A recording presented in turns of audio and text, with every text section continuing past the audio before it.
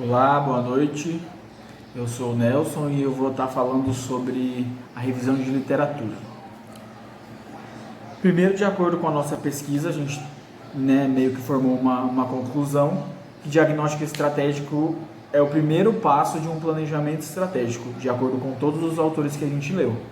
Dois deles a gente trouxe para o nosso trabalho, que foi o Djalma e o Chiavenato, para estar falando sobre o que é diagnóstico estratégico. De acordo com Oliveira, diagnóstico estratégico corresponde à primeira fase do processo e ela tem como objetivo responder uma pergunta simples: qual a real situação da empresa quanto seus aspectos internos e externos? E Chiavenato vem trazendo o que? O planejamento estratégico ele é fundamental para mensurar qual é a real situação do negócio. E isso serve para, possivelmente, você conseguir adaptar a sua empresa, modificar ela de acordo com a circunstância. Agora eu vou falar sobre o que compõe o diagnóstico estratégico. Para isso a gente precisaria levantar a visão da empresa. Com o Djalma, a visão da empresa é um aspecto que compõe esse diagnóstico.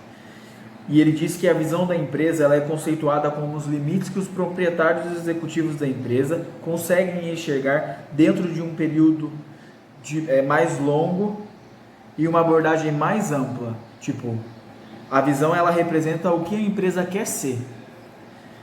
Outro aspecto também que compõe o diagnóstico estratégico são os valores da empresa. E esses valores, de acordo com o Djalma, o valor representa o conjunto dos princípios e crenças fundamentais de uma empresa. Ao meu ver, os valores ele é como a empresa vai chegar na visão. Se ela quer ser, como a gente vai falar de um consultório odontológico, se ele quiser ser o maior consultório odontológico, a maior clínica odontológica da cidade de Caraguatatuba, de qual forma ele vai conseguir isso? Isso é o valor. Outro aspecto que compõe o diagnóstico estratégico é o ambiente da organização.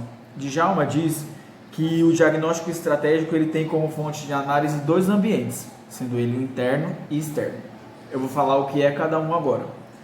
Vou começar pelo ambiente externo. O ambiente externo, de acordo com o Djalma, é tudo aquilo que acontece fora da empresa, tudo aquilo que não é controlado, que acontece de maneira completamente imprevisível. Já a análise interna, ela é uma análise mensurável. Por quê? A análise interna, ela é tudo aquilo que acontece dentro da empresa. É toda uma engrenagem que acontece ali dentro e que dá para ter o controle. De acordo com o Djalma, a análise interna tem como objetivo os destaques da qualidade e da eficiência dentro da empresa. Já a externa, que eu falei anteriormente, é tudo aquilo que acontece fora. Quais são as ameaças e as oportunidades que a empresa possui. Dentro da área interna, que é essa engrenagem que funciona dentro da empresa, tem as áreas funcionais. De acordo com o Djalma, é primordial fazer análise interna buscando entender as atividades exercidas por cada área de atuação dentro da empresa, para a mensuração real da situação dentro dela, seja dos produtos, dos serviços, dos controles, tudo aquilo que acontece dentro. E essa área interna, essa análise interna, ela é feita em 4 ambientes, que são conhecidos como áreas funcionais. São as áreas de marketing, finanças, produção e os recursos humanos. A área de marketing, vamos começar por ela, segundo Roesch, a área de marketing concentra-se em análise competitiva de mercado, o comportamento do consumidor, o perfil do consumidor, o estudo disso. E de acordo com Oliveira, tem que ser analisado esses aspectos. Quando a gente vai estar realizando um diagnóstico estratégico, a gente delimita o que a gente vai usar. Um exemplo, se a gente quer estudar dentro do consultório odontológico a forma de como ele conseguiria aumentar a carteira de cliente e trabalhar essa área de marketing, eu delimito quais são os aspectos que eu quero utilizar. Eu quero estudar a questão do mercado, como que o mercado está se comportando, porque o meu concorrente ele está conseguindo atrair. Eu vou estar estudando o que ele vai eu posso estar estudando o que ele está fazendo para atrair. É o preço? É o perfil do meu consumidor que é diferente do consumidor dele, do consumidor dos serviços dele? Então você consegue delimitar quais são os aspectos que você pode utilizar. O Reiche diz que a área de finanças concentra a questão de gerenciamento financeiro da organização, sendo como aspectos principais o planejamento e o controle financeiro. Ela ainda usa alguns aspectos para análise, como análise financeira, análise de investimento, análise de capital de giro, o custo e a estrutura do capital e a política de dividendos. Já segundo Oliveira, os aspectos a serem analisados em finanças são índices financeiros realizados a curto e longo prazo, sendo eles, como ele dá de exemplo, estoque, capital de giro, vendas líquidas. A gente encerra a área financeira e vai para a área de recursos humanos. Recursos humanos nada mais é do que recursos de pessoas.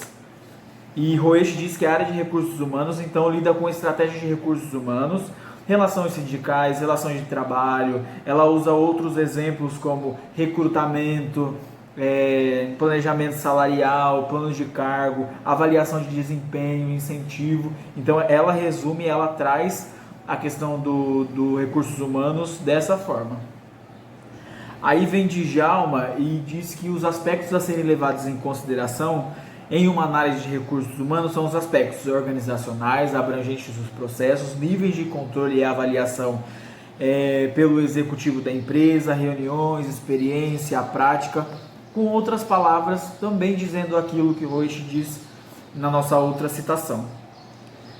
Agora a gente vai para a produção. A produção nada mais é do que quando a gente fala de produção, fala de todo um sistema que compõe a produção, sendo ele a estrutura, os processos, as certificações. E Reiche diz assim: produção e sistema, em uma visão quantitativa, trabalha com modelos de planejamento de produção, previsão e aplicação das redes de apoio à decisão.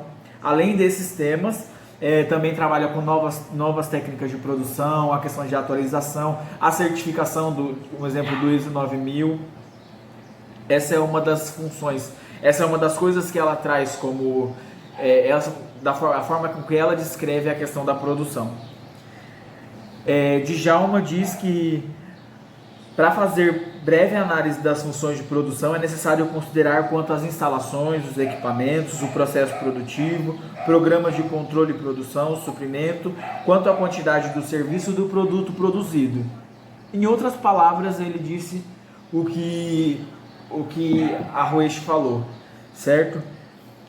Só que aqui ele fala a questão dos pontos a serem analisados. Como eu falei em outras áreas, os pontos a serem analisados, ele pode se delimitar de acordo com a área que você vai estar fazendo o diagnóstico. Se você vai para a área de serviço, como o nosso, a gente teve um pouco de dificuldade porque, claro, o que Djalma diz sobre a questão da produção, dá para levar em consideração no serviço e não só no produto. Porém, o serviço ele é um pouco diferenciado a forma de análise. Alguns aspectos a gente consegue levar em consideração. Como a questão do suprimento, porque numa clínica odontológica tem um estoque a ser controlado, seja o estoque de anestesia, vamos ser mais claro no exemplo, anestesia, bracket, fio. Então tem que ter um estoque para estar conseguindo administrar isso da melhor forma. Porém, a gente teve um pouco de dificuldade, tem um pouco de dificuldade de trazer para a nossa realidade o que Djalma diz, porque ele é voltado um pouco mais para a produção de produto em si.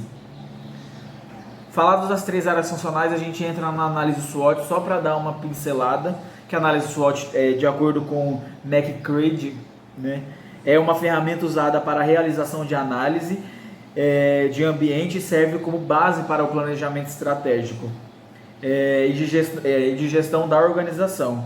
A SWOT serve para posicionar ou verificar a situação e a posição estratégica da empresa no ambiente em que ela atua. Nada mais é do que a análise interna, a análise externa. Na análise interna é analisado pontos fortes e pontos fracos, o que acontece dentro da empresa, sendo um bom produto, um bom serviço, uma boa gestão. E lá fora, que é na análise externa, seria as oportunidades e as ameaças. As oportunidades a expansão do negócio, um novo investimento, uma nova forma de trabalhar, como que o público está reagindo ao seu produto, ao seu serviço. E uma ameaça é concorrência, a questão política, a questão econômica, coisas que não dá para controlar. A análise de SWOT é basicamente isso. Como o nosso trabalho é diagnóstico estratégico das micro e pequenas empresas, a gente vai classificá-las para vocês.